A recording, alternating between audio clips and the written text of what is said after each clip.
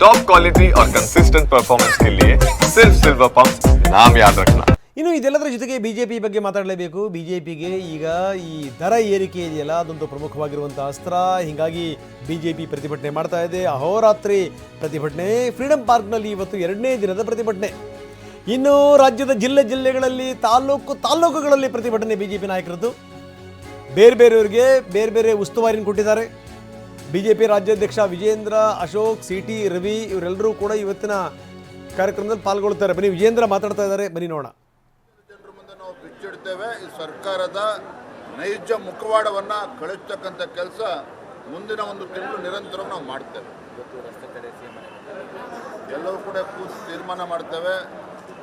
ಎಂಥ ಬಂಡರಿದ್ದಾರೆ ನೀವು ಕೂಡ ಆಲೋಚನೆ ಮಾಡಿ.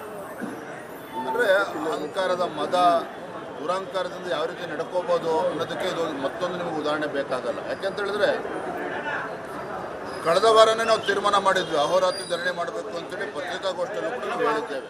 ರಾಜ್ಯದ ಜನತೆಗೂ ಕೂಡ ಗೊತ್ತಿದೆ. ನಿನ್ನೆ ನಮ್ಮ ಅಹೋರಾತ್ರಿ ಹೋರಾಟ ಪ್ರಾರಂಭ ಆಗ್ತದೆ ಅಂತ ಹೇಳಿದ್ರೆ ಮೊನ್ನೆ ಸಂಜೆ ಇವತ್ತು ಡೀಸೆಲ್ ಮೇಲೆ 2 ರೂಪಾಯಿ ಹೆಚ್ಚಳ ಮಾಡ್ತಾರೆ ಅಂತ ಹೇಳಿದ್ರೆ ಇದು ಅಹಂಕಾರ ಅಲ್ಲದೆ ಮತ್ತೇನೇನೋ ದುರಹಂಕಾರದ ನಡೆ ಅಂತ ಹೇಳಿದ್ರೆ ಮತ್ತೇನೇನು ಹೇಳೋಕ್ಕೆ ಸಾಧ್ಯನವಾಗಿದ್ರೆ. ಅರೆ ಬಡವರು ಇವತ್ತು ಕಂಗಾಲಾಗಿದ್ದಾರೆ. ನೀವು 2 ರೂಪಾಯಿ ಡೀಸೆಲ್ ಮೇಲೆ ಜಾಸ್ತಿ ಮಾಡಿದ್ರೆ ಎಲ್ಲ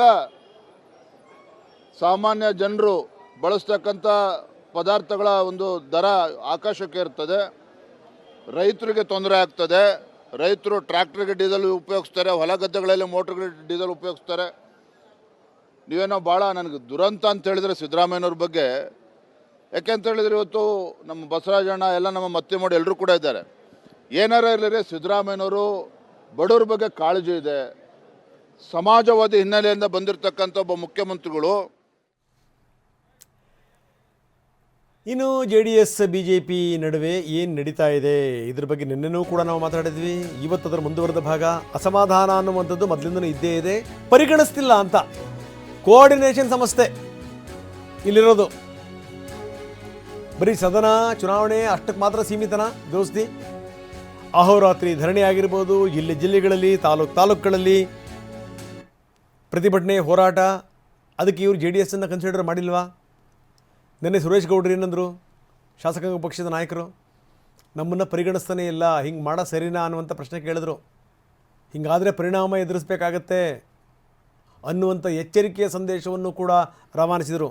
ಹೀಗೆ ಆದರೆ ಸರಿ ಹೋಗಲ್ಲ ನೋಡಿ ಅಂತ ಕೂಡ ಹೇಳಿದರು. ಮುಲಾಜಿಲ್ಲದೆ ಕೆಲವೊಂದಕ್ಕೆ ಅವ್ರದ್ದು ಹೋರಾಟ, ಕೆಲವೊಂದಕ್ಕೆ ಇವ್ರದ್ದು ಹೋರಾಟ.